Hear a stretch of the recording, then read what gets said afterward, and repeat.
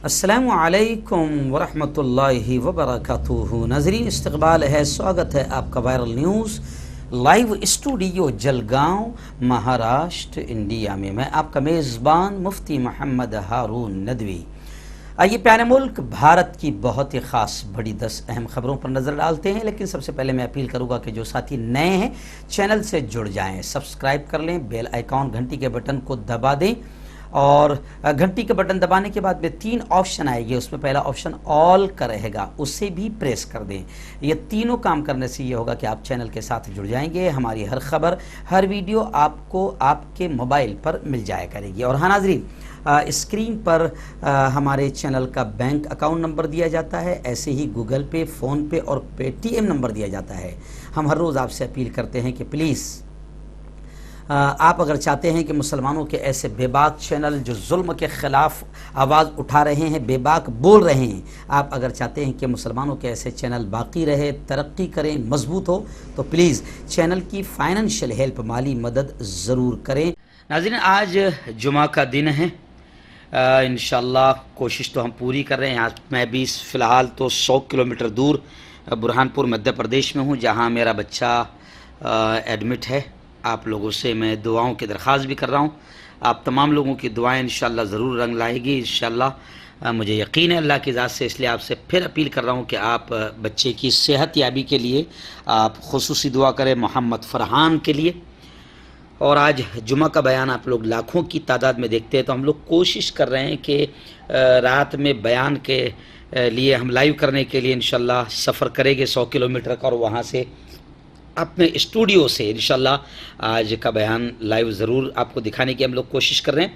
اور آج کے بیان کا عنوان ہے کہ اللہ لیول کے اعتبار سے، اپنی طاقت کے اعتبار سے اپنے بندوں کو آزماتا ہے۔ لا یکلف اللہ نفسا الا وسعها، اللہ کسی بھی شخص پر، کسی بھی نفس پر، کسی بھی جان پر اتنا ہی بوجھ ڈالتا ہے جتنا اس کے اٹھانے کی طاقت ہے۔ تو اللہ جو انسانوں کو آزماتا ہے، اپنے بندوں کا امتحان لیتا ہے، وہ بھی ان کے لیول اور ان کی طاقت کے اعتبار سے لیتا ہے۔ تو انشاءاللہ بہت اہم بیان ہوگا آج جمعہ کے دن کا۔ آپ تمام حضرات رات میں لائیو بیان ضرور سنیں، اپنی پوری فیملی کے ساتھ، اپنے دوستوں کو بھی بتائیں اور بیان کے لنک شیئر کریں۔ ناظرین، اس وقت بڑی خبر نیشنل نیوز میں میری نگاہوں کے سامنے آ رہی ہے۔ جی ہاں، کچھ دنوں پہلے آپ نے دیکھا تھا کہ ریاست مہاراشٹر کے علاقے کوکن کا ایک شہر ہے مہاڑ، جہاں طارق گارڈن نامی ایک بلڈنگ، ایک عمارت منہدم ہوئی تھی، اور اس عمارت میں 16 بے قصور لوگوں کی جانیں بھی گئی تھی۔ اس وقت بڑی خبر آ رہی ہے کہ اس عمارت کے جو بلڈر ہے فاروق قاضی، انہیں گرفتار کر لیا گیا، اور ضمانت قبل از گرفتاری کی سنوائی سے پہلے ہی انہوں نے خود سپردگی کی۔ مہاڑ کی عدالت میں آج ان کی پیشی ہوگی۔ جی ہاں، طارق گارڈن عمارت کا بلڈر فاروق قاضی کو پولیس نے گرفتار کیا، عدالت نے اسے مانگاؤں پولیس کے حوالے کر دیا ہے۔ فاروق نے اپنی خود سپردگی میں ہی عافیت سمجھی اور پولیس کو تحقیقات میں تعاون بھی دینے کا ارادہ کیا۔ بتا دوں کہ 24 اگست کو مہاڑ شہر کے کاجل پورہ علاقے کی طارق گارڈن نامی عمارت تاش کے پتوں کی طرح ٹوٹ کر بکھر گئی تھی، جس میں 16 بے قصور افراد کو اپنی جان سے ہاتھ دھونا پڑا تھا۔ یہ حادثہ اتنا دردناک تھا کہ پورا ملک اس کی توجہ کا مرکز بن گیا تھا۔ اس کے بعد 25 اگست کو بلڈر فاروق قاضی کے خلاف مقدمہ درج کیا گیا تھا۔ ناظرین، اس وقت دوسری بڑی خبر سیمانچل بہار سے آ رہی ہے کہ سیمانچل بہار کے بہت ہی قابل قدر بزرگ عالم دین استاد الاساتذہ مولانا محمد سعید ندوی صاحب کا انتقال ہو گیا۔ انا للہ و انا الیہ راجعون۔ مرکزی جمعیت اہل حدیث ہند سے جاری ایک اخباری بیان میں مرکزی جمعیت اہل حدیث ہند کے امیر مولانا اصغر علی امام مہدی سلفی نے سیمانچل بہار کے بزرگ عالم دین، مرکزی جمعیت اہل حدیث ہند کے سابق رکن شورا اور ضلعی جمعیت اہل حدیث کٹیہار بہار کے سابق ناظم و امیر اور قدیم تعلیمی اور تربیتی ادارہ مدرسہ اصلاحیہ سیما پور کٹیہار کے سابق پرنسپل استاد الاساتذہ مولانا محمد سعید ندوی صاحب کے انتقال پر گہرے رنج و افسوس کا اظہار کیا اور ان کی موت کو تعلیمی و تربیتی میدان کا خسارہ قرار دیا۔ امیر محترم نے فرمایا کہ مولانا محمد سعید ندوی صاحب نہایت ہی نفیس، باوقار اور سنجیدہ شخصیت کے مالک اور باعمل اور خلیق و تواضع اور غیور عالم دین تھے۔ ناظرین، جموں کشمیر کی اس وقت دو بڑی خبریں میری نگاہوں کے سامنے ہیں کہ پی ڈی پی لیڈران کو میٹنگ میں شرکت کرنے کے لیے گھروں سے باہر نکلنے نہیں دیا گیا۔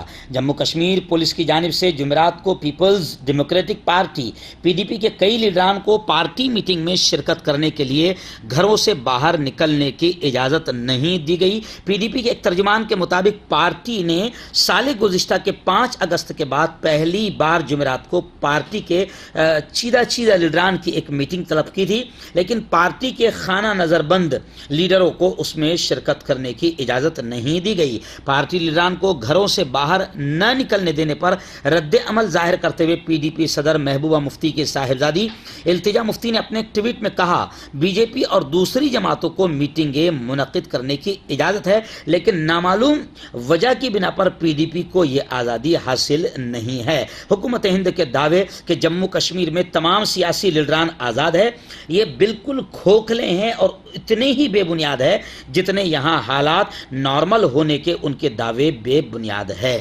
میں آپ کو بتا دوں کہ لوگ صاف طور سے کشمیر کے یہ کہہ رہے ہیں کہ بکی ہوئی اور دلال میڈیا کے ذریعے سے کشمیر کے حالات کو نارمل اور اچھے بتانے کی کوششیں کی جا رہی ہے، جبکہ کشمیر میں حالات بالکل بھی نارمل نہیں ہیں اور حقوق انسانی ہیومن رائٹس کی بھی یوں سمجھے کہ دھجیاں اڑائی جا رہی ہے۔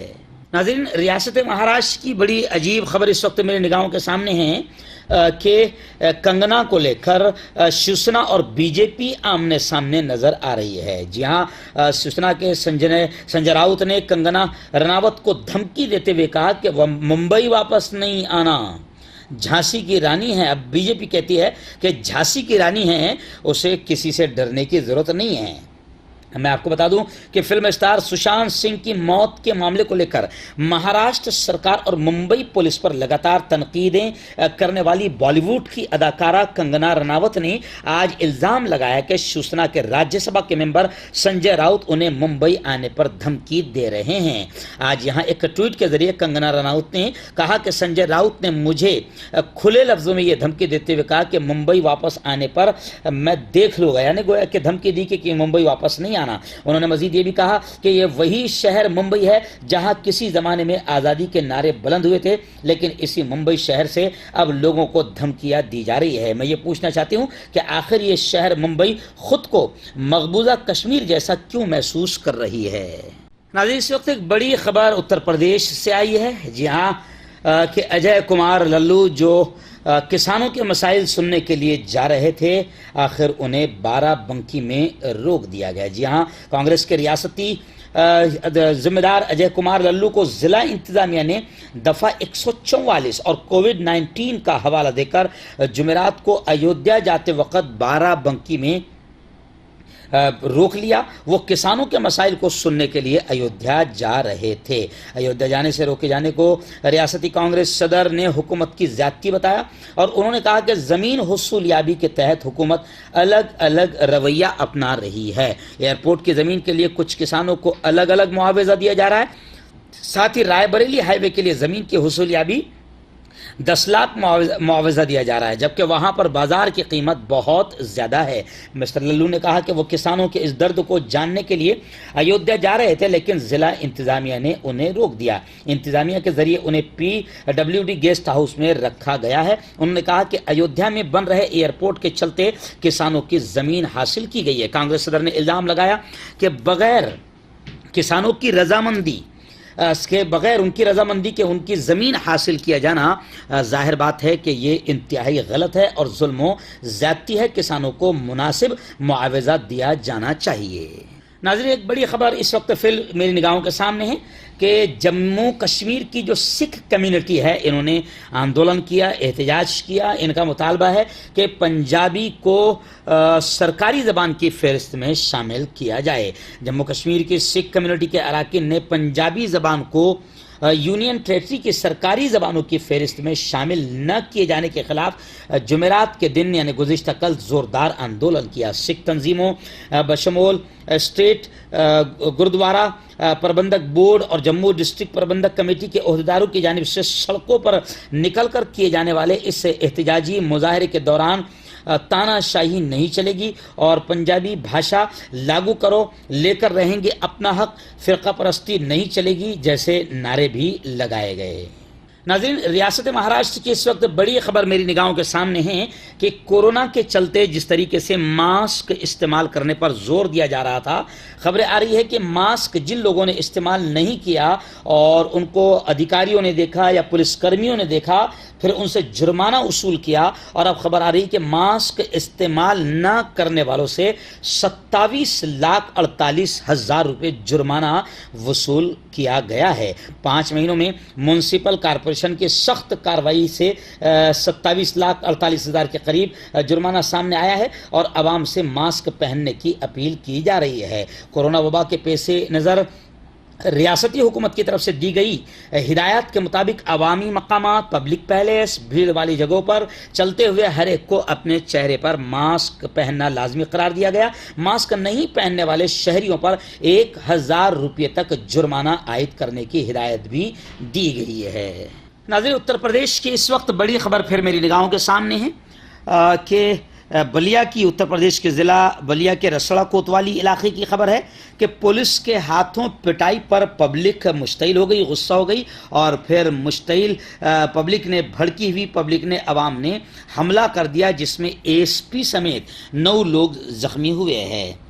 جمعرات کو پولیس ٹیم پر حملہ کر دیا گیا جس میں ایڈیشنل سپرنٹینڈنٹ سمیت 9 پولیس اہلکار زخمی ہوئے ہیں۔ پولیس کے ذریعے ایک شخص کی مبینہ طور سے کی گئی پٹائل سے مشتعل افراد نے بھڑکی ہوئی بھیڑ نے پہلے سڑک جام کیا اور پھر پولیس ٹیم پر اینٹ اور پتھروں سے حملہ کر دیا۔ بھیڑ نے مقامی پولیس چوکی میں بھی توڑ پھوڑ کرنے کے بعد ایس ڈی ایم کی گاڑی سمیت درجنوں گاڑیوں کو بھی نقصان پہنچایا۔ اطلاع پر پہنچی پولیس فورس نے بھیڑ کو منتشر کر کے حالات کو کنٹرول کیا۔ واقعے کے بعد مطابق رسڑا نگر کے وارڈ نمبر 1 میں چچا بھتیجے کے وواد میں پولیس پنہ راج 35 کو بدھ کو پکڑ کر پولیس چوکی لے کے گئی تھی۔ اہل خانہ کا الزام ہے کہ پولیس نے چوکی میں پنہ کی جم کر پٹائی کی اور اسی سے ناراض ہو کر پھر پبلک نے پولیس کی پٹائی کی۔ ناظرین، ریاست مہاراشٹر کے مالیگاؤں شہر سے 20 کلومیٹر دور ایک بستی ہے جھوڑگا نامی۔